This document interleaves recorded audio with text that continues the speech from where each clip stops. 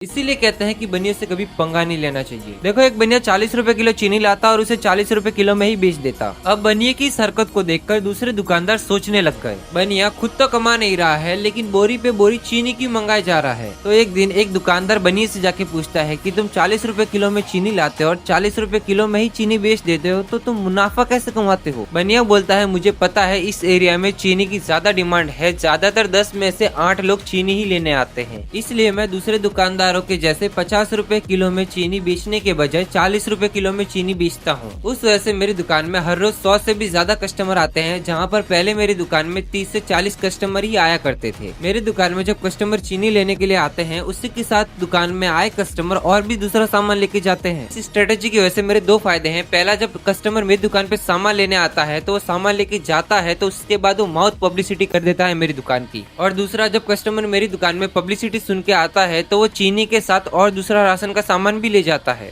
फिर बस मैं राशन जैसे सामानों को बेचकर अच्छा खासा प्रॉफिट निकाल लेता हूँ। इसीलिए कहते हैं कि अपनी दुकान के अंदर हमेशा एक हीरो प्रोडक्ट तो होना ही चाहिए।